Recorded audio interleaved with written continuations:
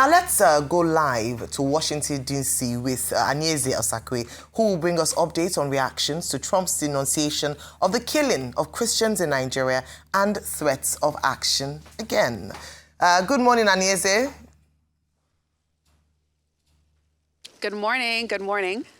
Excellent. So, Anieze, we now have another formal video statement from President Trump where he denounces the killing of Christians in Nigeria and threatens action again. How should we read this latest video from Trump as his administration concurrently deals with its own challenges in the U.S.?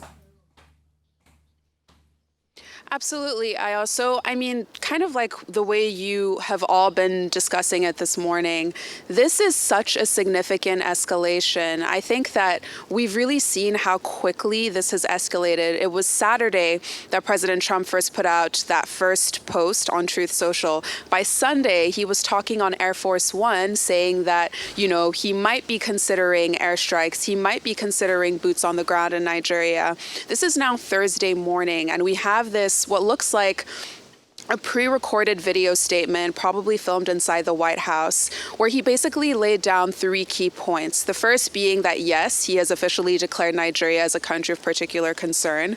The second being that he said they are, quote, ready, willing, and able to move forward. I mean, these are really strong words that he's using. And lastly, he essentially appointed two senior government officials, the names are Tom Cole and Riley Moore, to move forward with this entire endeavor. So I think the key point that we really need to take away right now is the fact that the President Trump, his administration has a strong sense of urgency on this entire matter.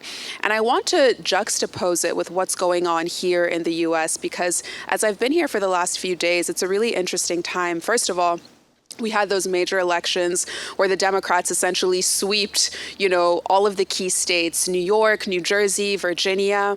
And then you also have this government shutdown. Of course, it's historic, but it's starting to have real impact on people's lives. Later today, the Trump administration is going to essentially say that a number of the biggest airports across the country are going to cut air traffic by 10% because they literally have not paid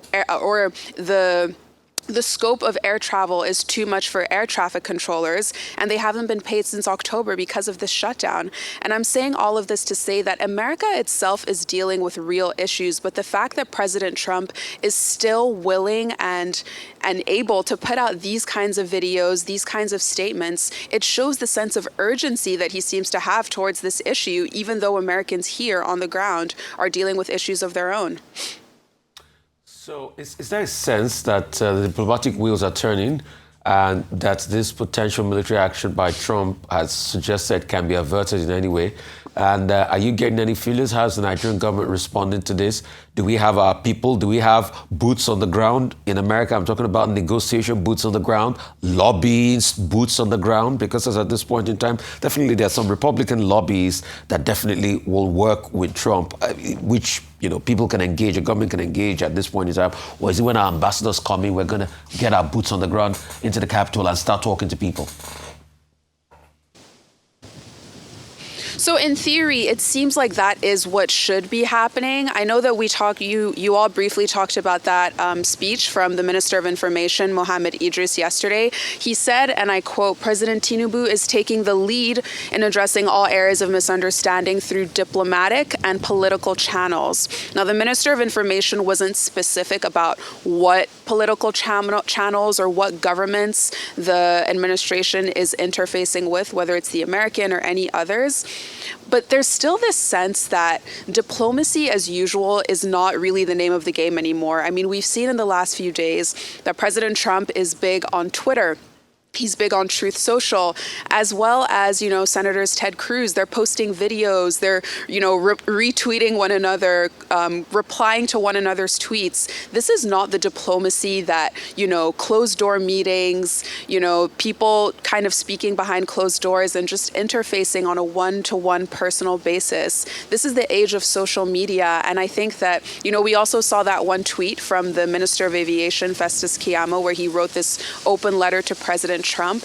But aside from these statements that we've seen here and there kind of flying in a very public sphere, there isn't a sense that diplomacy as we know it is really taking place in this situation. And I think that given the sense of urgency and fire that the Trump administration is coming with, the Nigerian government needs to find a way to put forward an intentional and nuanced plan about how they plan to address a lot of these allegations that America is coming forward with.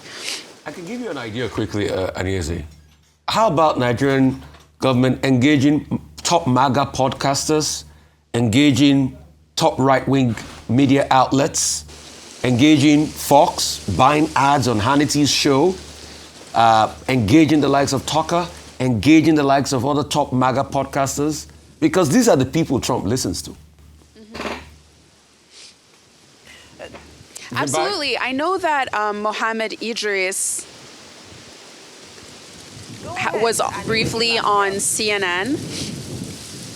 Okay, sorry. Yeah, Trump I know that Mohammed that. Idris was briefly on CNN. That's not the platform. He doesn't watch But that. exactly. So, you know, there's still this sense that there isn't this direct communication between the Nigerian government and the American government as well. And I think that that's a really key point, because there was some reporting that said that what essentially set off all of this, what essentially set off President Trump putting that initial tweet or that initial post on Truth Social was a Fox report. And you know, Senator Ted Cruz has been at the forefront of all of this, and he does a lot of interviews with Fox. He did one just yesterday as well. So I think that that's a really key point. Engaging the media, the American media, would be a really interesting tactic to potentially communicate with the Trump administration as well. Absolutely. And I mean, meanwhile, while we're talking about engagement, Republican U.S. Senator Ted Cruz had said that he plans to be explicit about which Nigerian officials he plans to hold accountable for being complicit in this alleged Christian genocide. The list is not out yet, but what more are you learning about who might be on it? Are there any murmurings in D.C. About who we can expect to be named and shamed, so to speak? Yeah, so to Rufai's point, Senator Ted Cruz did an interview with Fox News just yesterday, and he essentially called out 12 northern states as the potentials of who we might see on that list. I mean, I won't list them all out, but they're essentially the states that engage with the Sharia law, so Zamfara, Kano, Katsina, Bauchi, and more. And Cruz seems to be hinting that a lot of the government officials that he intends to name and shame, as he said, in the coming days and weeks, will likely be from those particular states. And he said that it's because, in his words, these particular government officials are complicit in the mass murder of Christians, and the plan is to sanction these officials. Now, it's still not clear what exact sanctions they plan to enact.